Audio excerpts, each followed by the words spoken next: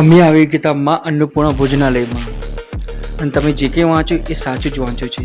અહીંયા ફક્ત 20 રૂપિયામાં તો અનલિમિટેડ જમાડે છે. તમે પબ્લિક જોઈ શકો છો. અહીંયા રોજની 500 થી 600 લોકો જમે છે. હું હોટલના ટાઈમિંગની વાત કરું તો અહીંયા સવારે 11 વાગે ચાલુ થઈ જાય છે. સવારે 11 વાગ્યાથી સમાપ્ત ના થાય ત્યાં સુધી, એટલે તમારે 12:30 થી 1:45 સુધીની ગણતરી મારવાની. આ હોટલની ફૂડની ક્વોલિટીની વાત કરું એકદમ સારામાં સારી છે.